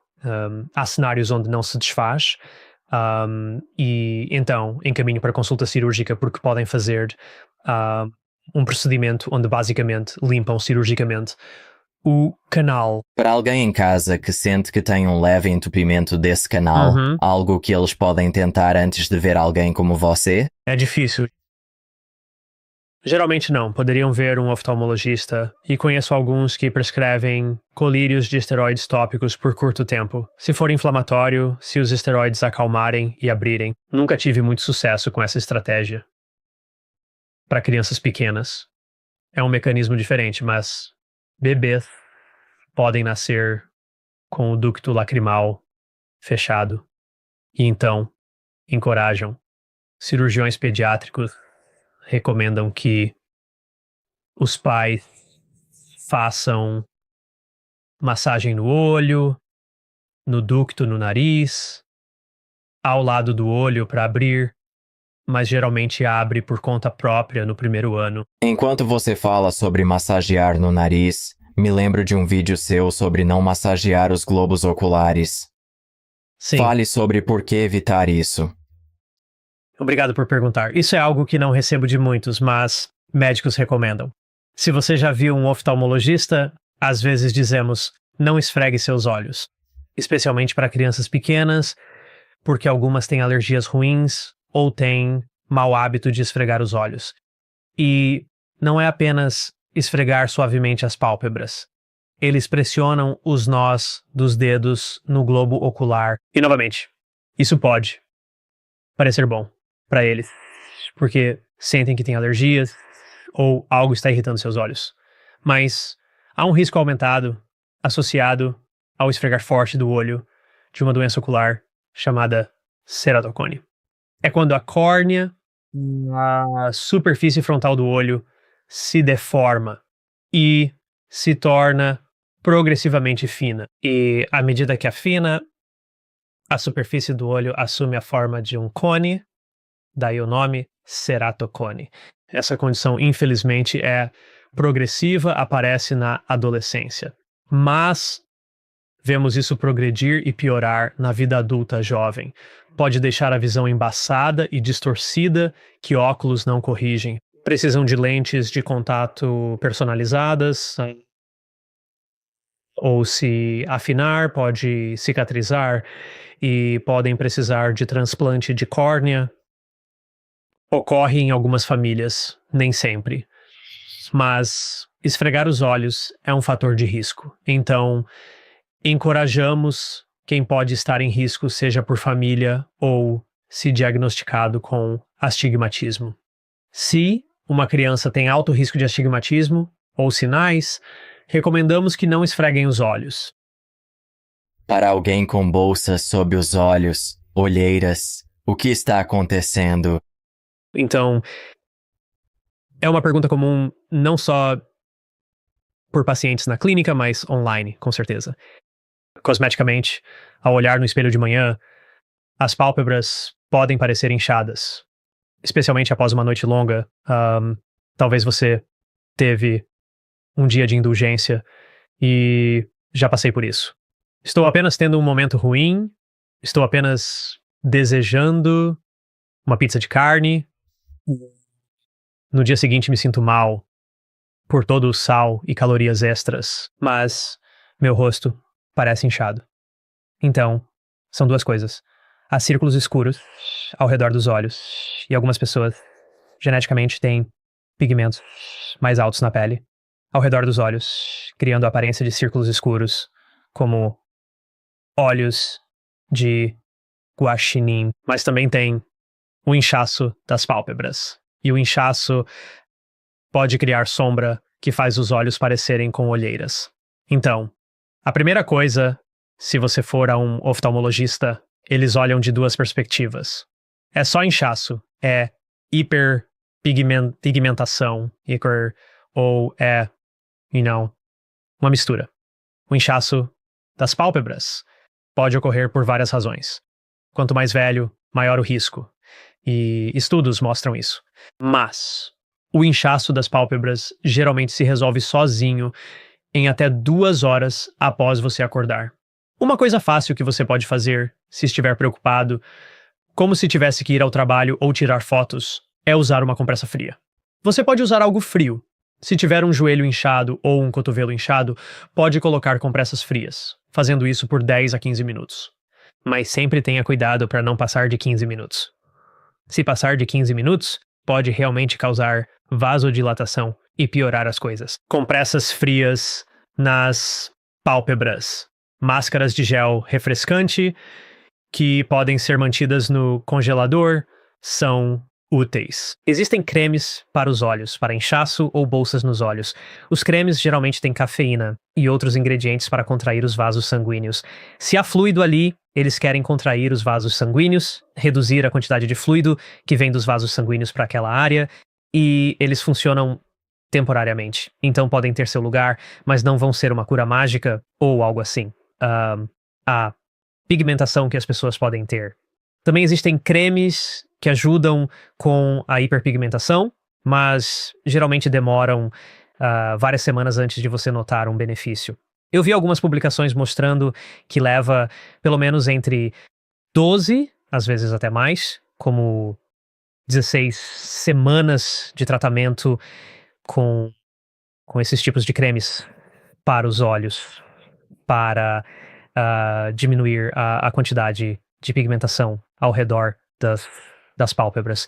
Esses são alguns métodos. Com a idade por volta dos 40, 50 anos ou mais, as pálpebras podem ficar cronicamente inchadas, não só pela manhã.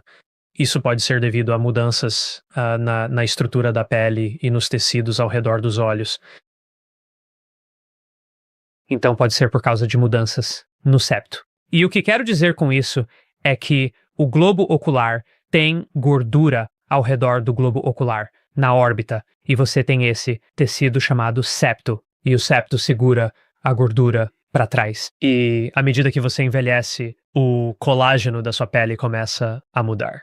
Nossa pele facial começa a ceder um pouco à medida que envelhecemos. E então, para indivíduos mais velhos, infelizmente, o septo se torna frouxo e as bolsas de gordura começam a avançar, e isso cria a aparência de olhos inchados. Para isso, procurar atendimento de um cirurgião plástico bem qualificado ou há especialistas na área de cuidados oculares, chamados cirurgiões oculoplásticos, que fazem apenas cirurgias nas pálpebras. Eles podem fazer algum tipo de mágica própria para apertar a área ao redor dos olhos, para que você possa se livrar dessas bolsas sob os olhos. E quanto a um espasmo ocular, quando um dos olhos começa a tremer incontrolavelmente, o que está acontecendo ali? Boa pergunta. Estresse afeta o corpo de várias maneiras. Mioquimia palpebral é o termo médico para tremor na pálpebra. Então isso é um tipo de tremor que você pode sentir na pálpebra inferior, superior, geralmente é meio de lado e parece que vem e vai. Não é um espasmo completo ou fechamento da pálpebra, mas apenas meio que treme. É realmente irritante. Eu experimentei isso pela primeira vez na faculdade. Fui ao meu oftalmologista, tive isso por alguns meses. Fui ao meu oftalmologista e ele apenas me disse: cara, você está com muito estresse, está bebendo muita cafeína e não está dormindo o suficiente. E naquela época, lembro-me de dizer a ele: eu não bebo cafeína. Naquela época eu não bebia café ou chá. E eu disse a ele: não me sinto estressado. Mas então eu fui para casa e comecei a escrever em um diário e listar tudo o que estava fazendo na minha vida, tudo o que estava tentando controlar e segurar. Seja escola, seja trabalho, sejam coisas de relacionamento, planejando para o futuro, porque eu estava me candidatando a escolas de optometria na época. Percebi, enquanto fazia essa lista de cada pequena coisa que estava tentando gerenciar e fazer, pensei, meu Deus, estou realmente estressado. Eu apenas tinha me acostumado tanto com isso. Então, na maioria dos casos, se você experimentar um tremor na pálpebra, a melhor coisa é reduzir sua ingestão de cafeína ou outros estimulantes, dormir melhor, focar nos seus hábitos de sono e então tentar alguma forma de diminuir seu estresse, mesmo que você não sinta que está estressado. Talvez anotando ou tentando algumas novas atividades de alívio do estresse. Eu pessoalmente adoro yoga, assim como meditação. E há boas evidências de que certas técnicas de respiração e coisas como meditação podem reduzir biomarcadores de estresse no corpo, podem ter um benefício para a saúde ocular também. Você mencionou o sono, então extrapole e fale sobre a importância do sono para manter a saúde ocular. Então, esta tem sido uma área mais interessante dos cuidados oculares. Não houve muito foco nisso até talvez os últimos anos. Então, sabemos que, obviamente, o sono afeta o cérebro de muitas maneiras. E, novamente, os olhos são apenas uma extensão do cérebro. Então, com um sono melhor, não só você pode ter uma melhor capacidade cognitiva, e grande parte da visão que você experimenta é processada pelo cérebro. Sim, nossos olhos recebem todas as informações de luz, mas tudo é processado pelo cérebro. Então, você pode ter melhor atenção, pode ser capaz de reconhecer as coisas melhor, pode até ter melhor coordenação entre os olhos e o cérebro. Se você estiver dormindo melhor, pode ter menos sintomas de irritabilidade, menos fotofobia. Pode haver um efeito se você não dormir o suficiente. Pode afetar seu sistema nervoso simpático e parasimpático, que também regula suas pupilas. Isso pode afetar sua capacidade de foco, clareza de visão e sensibilidade à luz. Os outros componentes que eu vi em pesquisas, o sono tem muito a ver com olho seco. Para muitos, olho seco tem um grande componente inflamatório. E então, se você não está dormindo muito bem, pode não estar obtendo a capacidade de cura necessária que você obtém quando dorme.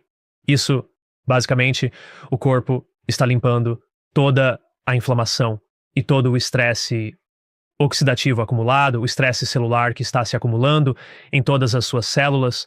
Então há algum benefício nisso. E eles descobrem que pessoas que têm distúrbios do sono ou doenças do sono têm maior risco de desenvolver doença do olho seco e formas graves. Algumas pessoas dormem com os olhos um pouco abertos. Para quem tem olhos vermelhos e irritados pela manhã, pode ser que durmam com os olhos abertos. Chamamos isso de lagoftalmo noturno. Conversei com especialistas em sono e perguntei com que frequência veem isso. Disseram que quase todo mundo. Tipo, quase todo mundo que faz um estudo do sono. Novamente, isso é tudo anedótico. Eu não vi pesquisas sobre isso, mas eu trabalhava em uma clínica ao lado de um centro de sono. Perguntei ao médico lá, e ele dizia que quase todos em algum momento dormem com os olhos um pouco abertos, as lágrimas evaporam rapidamente à noite. Pode haver um viés de seleção, porque as pessoas que fazem estudos do sono têm outras condições. A apneia obstrutiva do sono está ligada a isso. Pessoas com apneia do sono podem ter risco maior de desenvolver síndrome da pálpebra flácida, onde as pálpebras ficam soltas e não fecham completamente. Ou podem se inverter enquanto dormem, ficando expostas. Então há muito envolvido nisso. Sabemos que o sono é bom para o corpo e o cérebro, e pesquisas mostram que é bom para os olhos também. Fale sobre moscas volantes. O que são, quão comuns são e o que acontece no corpo quando elas aparecem. Moscas volantes são comuns. A maioria dos meus pacientes na clínica oftalmológica apresenta algum nível de moscas volantes, especialmente com o envelhecimento. Moscas volantes são uma mudança no gel dentro do olho. Existem dois fluidos no olho. Um é o humor aquoso na parte frontal do olho.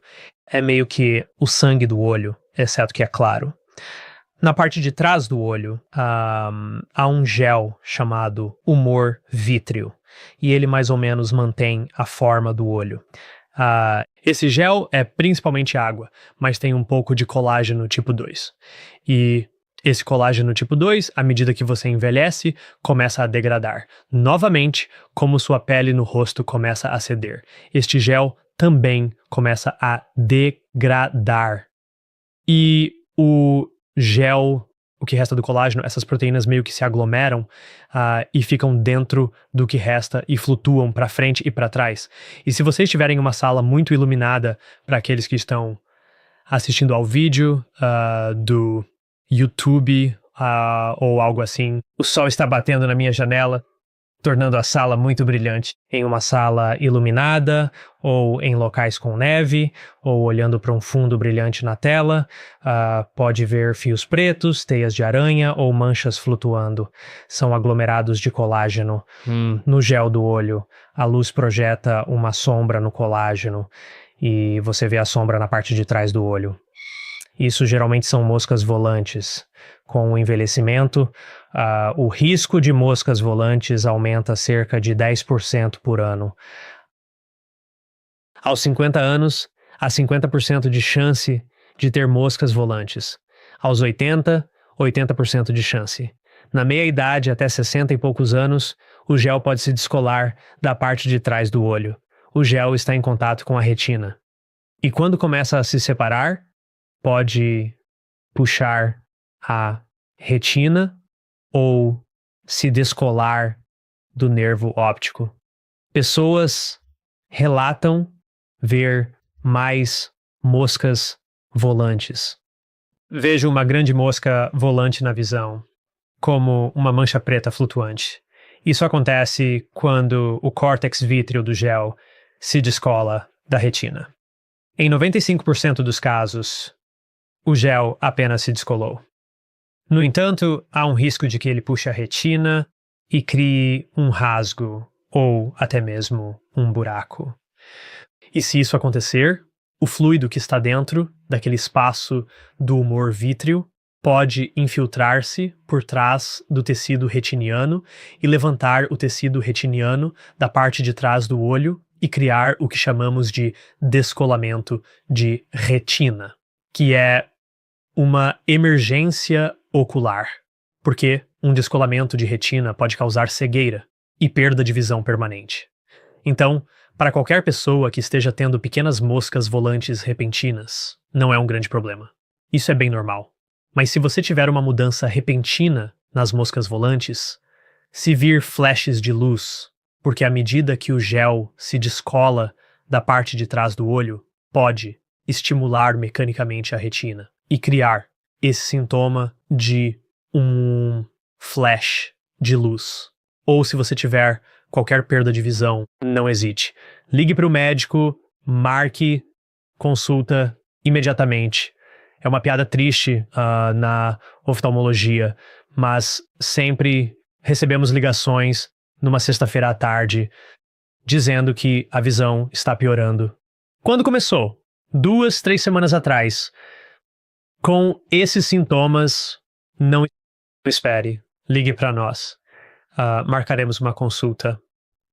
Quanto mais cedo tratarmos e encaminharmos para a cirurgia, se necessário, melhor a chance de evitar perda de visão permanente.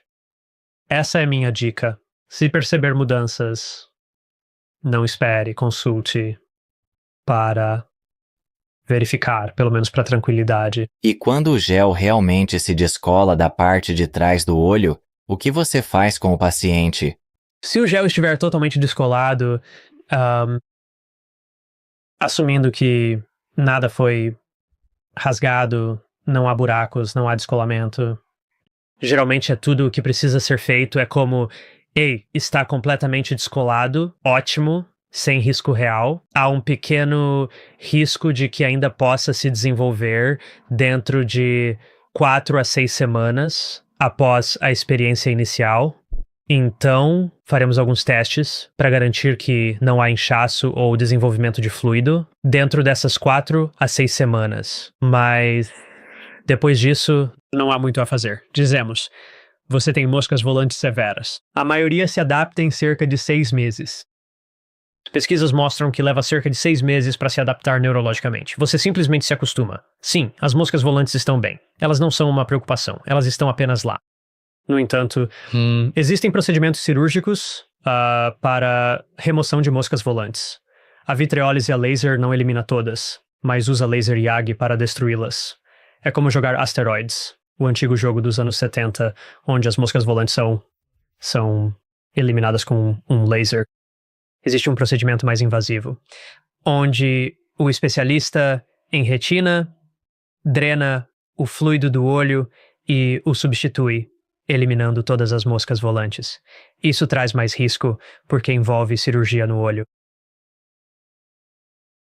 Os riscos do procedimento, não vi estudos recentes, mas há alguns anos li sobre isso. Há cerca de 2% de risco de sangramento no olho ou descolamento de retina. Há riscos. Se você não fez cirurgia de catarata, a remoção de moscas volantes chamada vitrectomia, induz cataratas, porque remove o gel vítreo.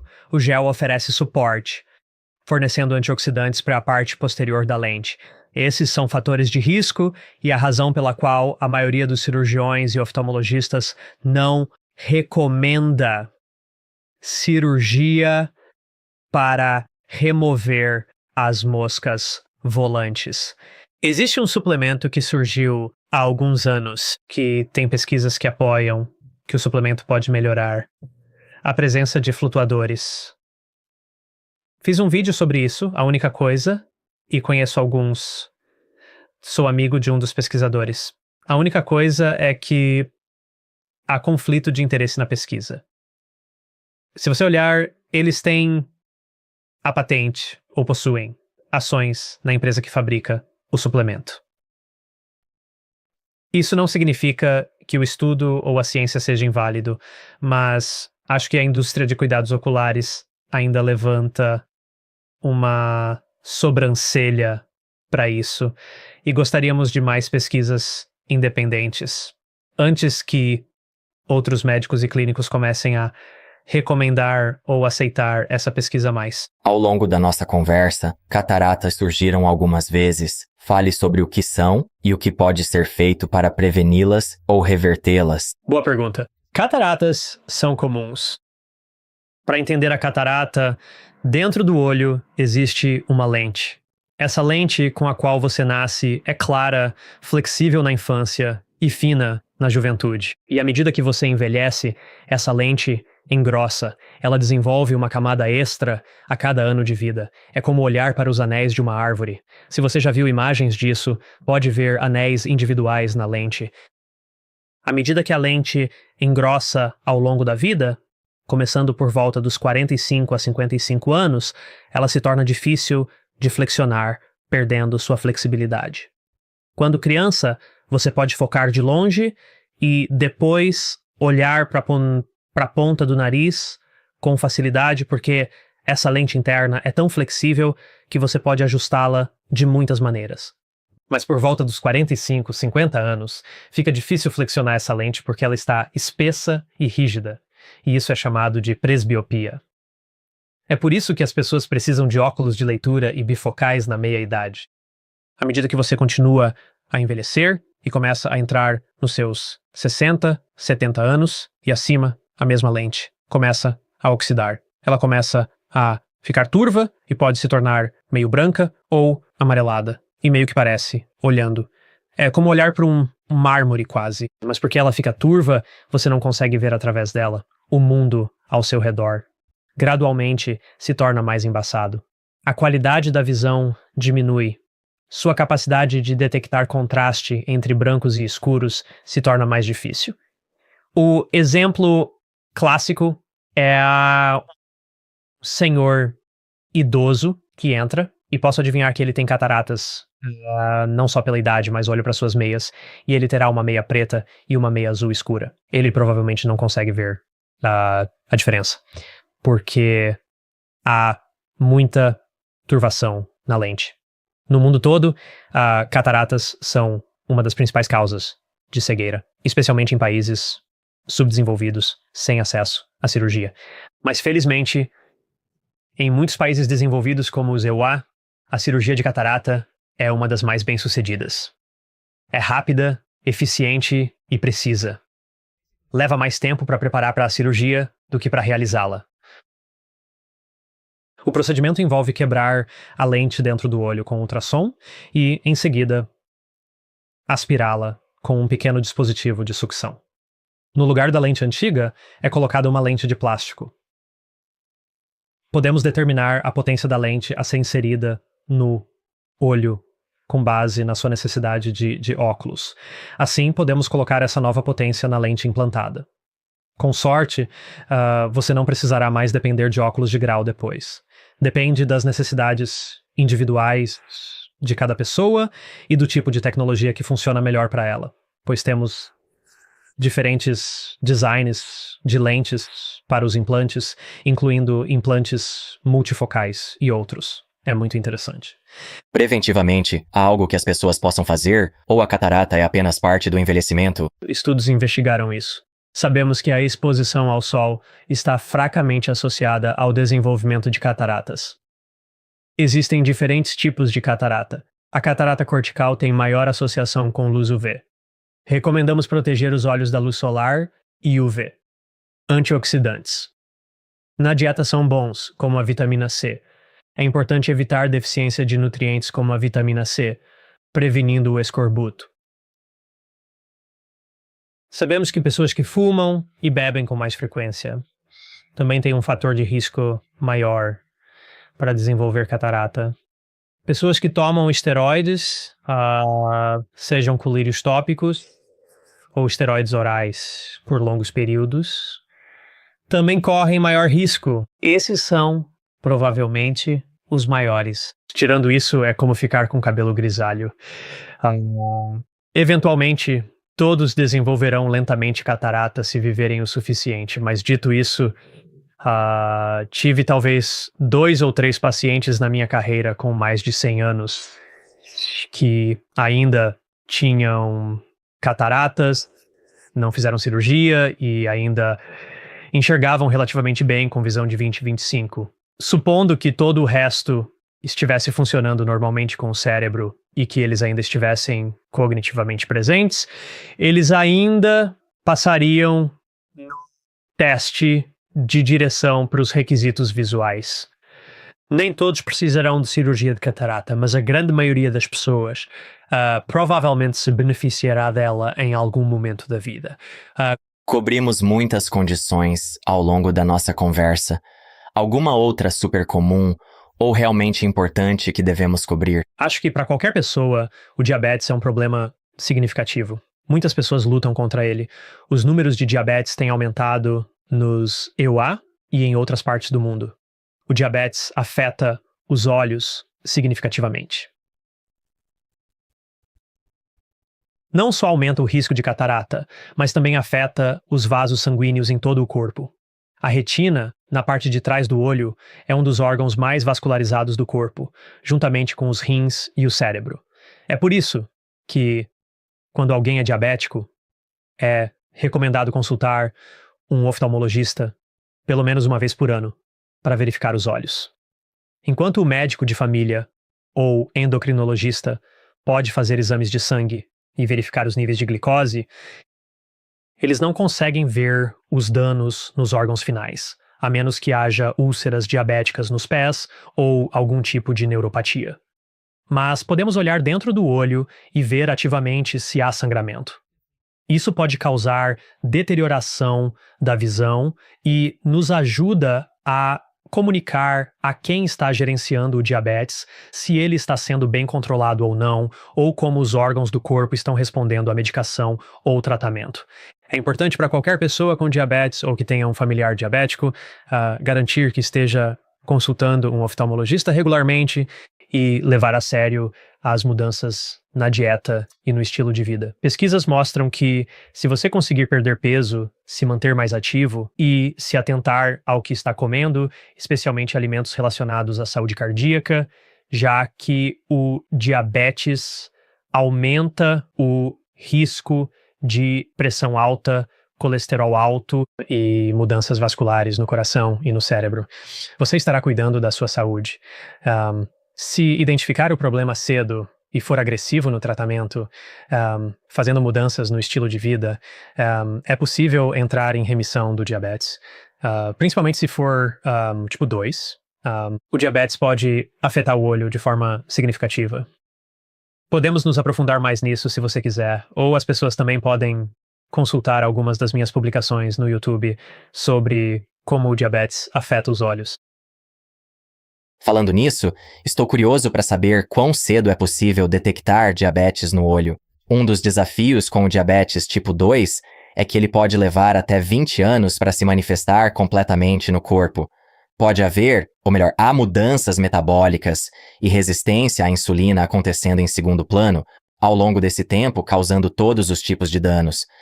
Então, se alguém como você puder ver essas mudanças nos vasos do olho cedo, Isso seria enorme para muitas dessas pessoas que não vão perceber. Você está certo. Infelizmente, o corpo fez um ótimo trabalho evoluindo e sabendo que precisamos proteger esses órgãos o máximo possível até que simplesmente não possamos mais. Mesmo após o diagnóstico de diabetes, pode levar algum tempo, dependendo da gravidade ou de quanto tempo ele já existia antes do diagnóstico, para que comecemos a notar mudanças de sangramento no olho. Já fui o médico que diagnosticou diabetes, ou pelo menos diagnosticou hemorragia, e enviei uma carta ao médico de família solicitando exames de sangue, dizendo: sangramento na retina é consistente com retinopatia diabética. Verifique isso. Eu submeti o exame de sangue, verifique isso, gerencie. É sempre ótimo receber cartas deles, até mesmo do médico de família, dizendo obrigado por perceber isso. Esses são, frequentemente, pacientes que não veem o médico de família regularmente. Eles só vêm para pegar os óculos. E então, eu encontro isso. Nós vemos, porque agora temos acesso, nem toda clínica oftalmológica tem isso, testes eletrodiagnósticos. Temos o que chamamos de eletroretinogramas. Na nossa clínica, onde eu atendo aqui na Virgínia, onde eu trabalhava em Minnesota, também tinha. Esses exames podem detectar a função das células da retina. Mesmo que sua visão seja 20/20, podemos detectar os sinais elétricos que estão indo entre a retina e o cérebro. Para pessoas com diabetes, se não houver fluxo sanguíneo e nutrientes suficientes chegando à retina, podemos ver disfunção nesses sinais elétricos. À medida que as pessoas controlam melhor a glicose no sangue e melhoram o metabolismo, podemos ver melhorias nesse teste eletrodiagnóstico. A indústria ainda não utiliza eletrodiagnósticos como uma ferramenta sensível para diabetes especificamente, mas é algo que algumas clínicas podem ter acesso e utilizar. Mas, em grande parte, quando vemos mudanças de retinopatia diabética no olho, o problema já está acontecendo há uma década ou mais, como você disse. Depende da gravidade. É lamentável porque afeta muitas pessoas. Acho que as estatísticas atuais nos EUAs são de 11% da população com diabetes tipo 2, mas 40% com pré-diabetes e 60% ou mais da população com resistência à insulina insensível. As estatísticas são impressionantes. Felizmente, há ótimos recursos, como o que você está criando, para tentar alcançar as pessoas e dar a elas um farol de esperança sobre o que podem fazer e obter informações sobre como cuidar melhor de suas vidas. Então, obrigado. Bem, obrigado pelo que você faz. Antes de encerrarmos, Joey, uma última pergunta. Voltando ao início da nossa conversa, quando falamos sobre a importância de limpar os olhos, gostaria de saber como é um dia típico de higiene ocular para você. Então, antes de dormir e de manhã, me leve por um dia inteiro e me diga o que você faz, com o que você sabe, para cuidar dos seus olhos. Sim, obrigado por perguntar. Minha rotina definitivamente evoluiu ao longo do tempo. Quando eu fui para a escola de optometria, eu não fazia nada além de acordar de manhã, colocar minhas lentes de contato e, no final do dia, tirá-las e voltar para os óculos. Eu adormecia. Era tudo o que eu fazia. À medida que comecei a passar pela escola e aprender sobre a limpeza das pálpebras e fazer compressas mornas, comecei a fazer isso com mais frequência. Fiquei ainda mais cuidadoso à medida que meus próprios sintomas de olho seco e outras coisas começaram a aparecer. Meu entendimento sobre higiene das pálpebras e olho seco melhorou. Então agora, minha rotina de saúde ocular, quando acordo de manhã, coloco meus óculos, vou ao banheiro e faço minhas necessidades. Durante esse processo, se minhas pálpebras estiverem com crostas ou se eu sentir algum tipo de desconforto, se tiver sujeira nos olhos, eu as limpo com algum tipo de limpador de pálpebras. Geralmente uso lenços de limpeza de pálpebras. Existem várias marcas diferentes por aí. Sou consultor médico de uma delas, então não vou citar marcas específicas por causa do conflito de interesses. Mas existem muitas marcas diferentes e você sempre pode consultar um médico perto de você. Então, limpo minhas pálpebras e coloco as lentes de contato. Para ser honesto, estou pensando em parar de usar lentes de contato. Posso considerar fazer cirurgia refrativa para não precisar mais usar lentes de contato. E então, em alguns dias, especialmente no inverno, quando meus olhos estão mais sensíveis e irritados, ocasionalmente faço uma compressa morna de manhã. A compressa morna é benéfica para pessoas com disfunção das glândulas de meibômio ou olho seco, então pode aliviar os sintomas, ter um benefício terapêutico. Às vezes, faço isso por cerca de 5 a 10 minutos de manhã, mas geralmente, ao longo do dia, estou bem, a menos que precise colocar um colírio, porque minhas lentes estão secas. À noite, tiro minhas lentes de contato talvez 1 ou 2 horas antes de dormir. Faço outra limpeza das pálpebras, se elas estiverem sujas. Mas, geralmente, faço uma compressa morna, quase todos os dias à noite. Testei diferentes métodos ao longo do tempo. Há algumas que você coloca no micro-ondas por 20, 30 segundos e depois faz por 5, 10 minutos. Há outras que têm um botão de ativação e é como aquelas almofadas de aquecimento que você tem, se você for caçar ou algo assim. Elas clicam e, então, ativam. Há algumas que são ativadas pelo ar agora. Eu testei uma delas outro dia. Essas são ótimas para pessoas que não têm micro-ondas. E há até algumas USB. Eu tenho algumas dessas também. Vou testá-las, mas faço a compressa morna por algum tempo. Essa é uma ótima maneira de aumentar o fluxo sanguíneo para as pálpebras. Ajuda as glândulas de meibômio e derrete os olhos espessados. Então eu faço isso. Outro componente da minha rotina de saúde das pálpebras, além da limpeza, é tomar suplementos de luteína e zeaxantina todos os dias.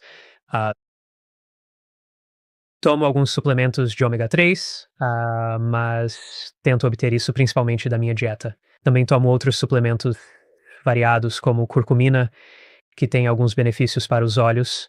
Certo. Joey, vamos encerrar aqui. Realmente aprecio isso.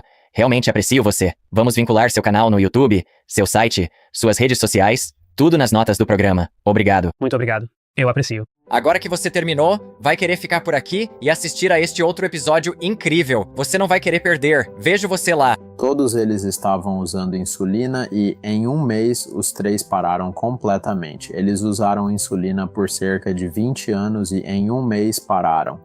Calorias são uma distração.